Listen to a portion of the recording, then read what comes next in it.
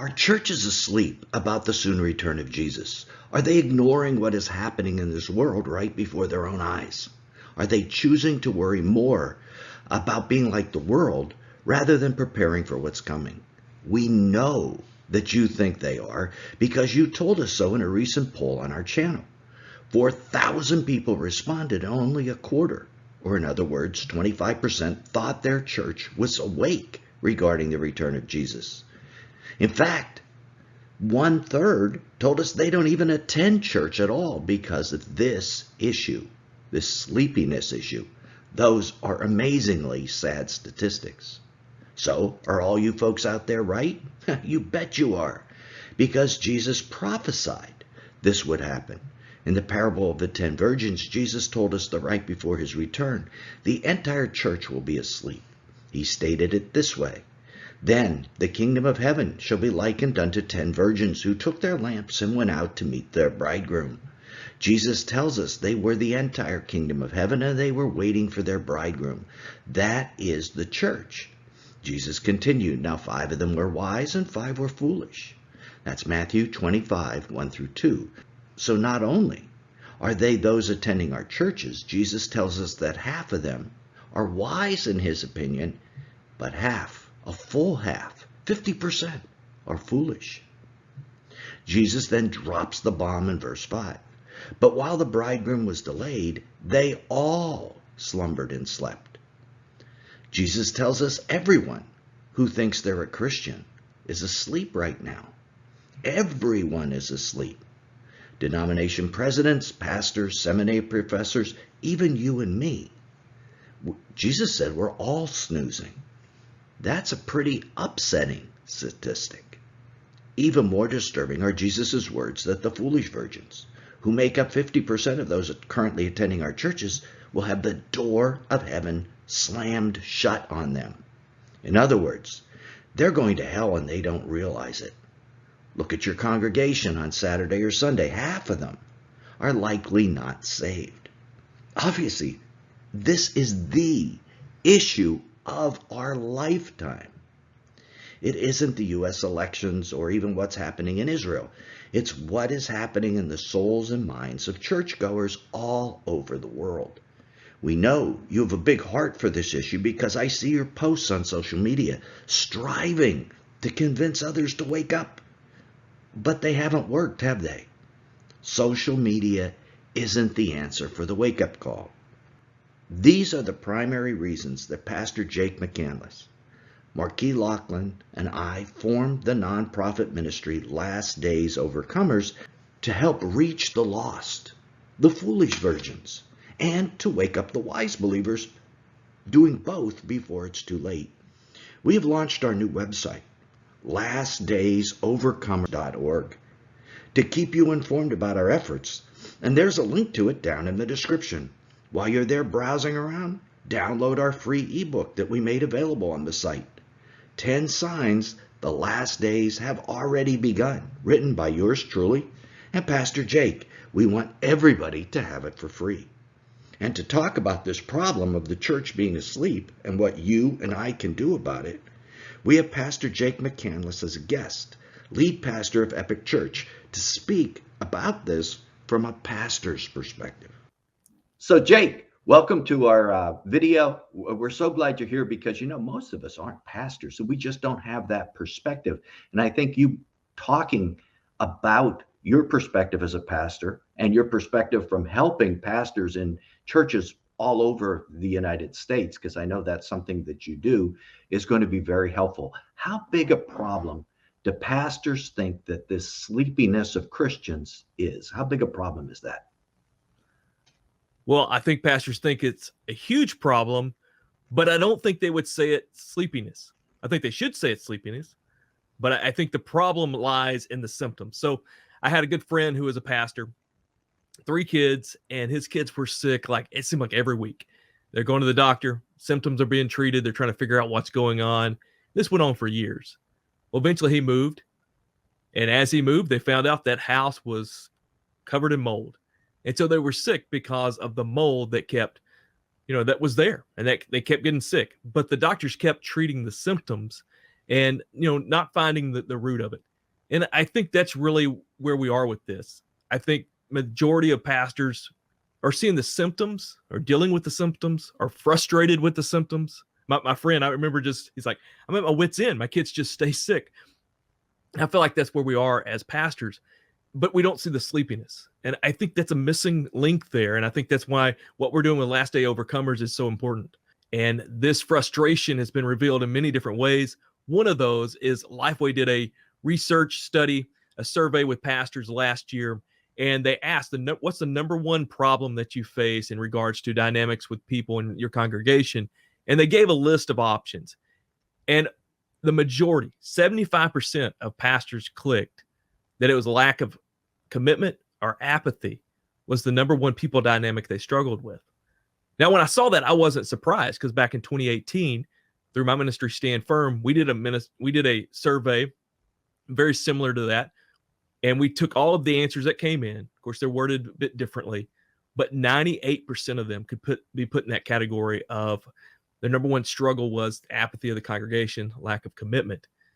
But I think in all reality, what we're seeing is the fulfillment, the manifestation of what was prophesied in Matthew 25 with the 10 virgins. It is that sleepiness. And I really think as pastors, if we can kind of get over the hump and see it as this is scripture unfolding, not so much just the symptom. And I think that's why what you're doing with your channel and what we're doing here with Last Day Overcomers is so important, because we're pointing out it's not just the symptoms. It's this was prophesied. This is where we're at, and we need to move forward knowing that. So a follow-up question to that is, all right, pastors know that they have this problem. Like, on your survey, it was like 98%. Yeah. In the Lifeway survey, it was 75%. By the way, we did a survey on our channel of our followers, and we had 4,000 people respond. 75% said their church or all churches were asleep. So it's a big issue, and it's across the board. People in the pews think this is happening. Pastors think this is happening. But here's a question. What's keeping pastors from reaching out for help on this issue? Well, again, I think it's really a blinding. I think it's a veiling of where we are, prophetically. And what we need to realize is we've got the snapshot of the end of the age, of the last days. And it tells us not just, the events that are going to happen, but it tells us the condition of, professed believers, conditions of churches, this sleepiness. And I think if we can begin to bring Bible prophecy into the stream of all teaching and just have a balanced approach, I really think that would help us as pastors, as all believers, just begin to understand the time. And if you look at, and I know that you follow a lot of prophecy Facebook sites and websites as well, where people interact with each other. And I see this enormous frustration rising up in people that other people are asleep. And that leads to a lot of what the arguments that we see online, because people are just so frustrated. Yeah. And they just haven't been able to break through to those other people that you're trying to communicate with. And because they didn't have the right tools. Facebook is not the right forum to do that. They interact there, and it just doesn't seem to work. But now I think we have a means that we can help them. A means where we can have live events where people can actually achieve that breakthrough. So it's an opportunity for our followers, your followers, and people in the churches throughout the USA to take their sleepy church-going friends to an event, and actually, in the time that it has, to break through, where they can look at the events that are going on in the world, compare those to the things that were said in the Bible, and then the part that everybody's missing, look at what Jesus said we need to do about those things when they happen, not when the events are going to happen, but to do when the events happen, whenever that may be. So you want to fill us in on how people can participate in these live events? Yeah, and what you're saying about awareness, I think, is so important. As we talked about, what's keeping us from getting to this? How are we not seeing this? I know many of you watching this, you feel inside, as me and Nelson are talking, or you've watched any of his videos, it just wells up in you, because I'm the same way. It's like, oh, something's about to break, something's about to happen. People I love aren't ready. What do we do? And how do we deal with that? And that's me. It's just this burning desire. And I don't think that's just awareness, scripturally of what's going on. I think that's the Holy Spirit working inside of us. And so I like to think of it, you hop on an airplane and they give you that spiel about all the safety features. One of those, they'll talk about if the cabin loses pressure, these masks will drop down, and they'll say firmly put it on your face and then help your neighbor. And I think, if you're viewing this, if you're tuned into Nelson's channel, then you're aware of where we are, and your heart is you want to help people you love. And that's the whole point of the Last Days Overcomers, everything that we're doing, but these conferences especially. I mean, this is what you're doing. You've got your mask on, but you get to go and help somebody get their mask on, but then really focusing on what shall we do? How shall we live? And I think if we had done these conferences and had this before COVID, I think there would have been a few more who held on to their faith and were ready.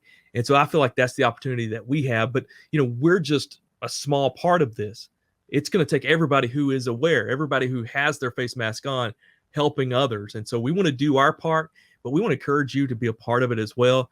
You can hop on, number one, pray, hop on, helping us get venues and avenues and places to do this. Share it. We got our free book that's available. You can share that with your friends. Just make them we aware. wrote together, by the way, just to let everybody absolutely know.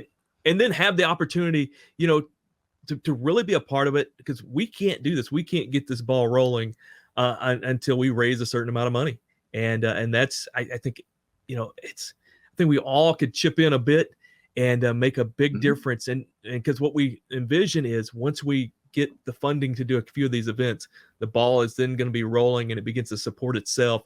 And we get to work with people all over the world and help them put their mask on. People have asked me on this channel for years, how can we help you?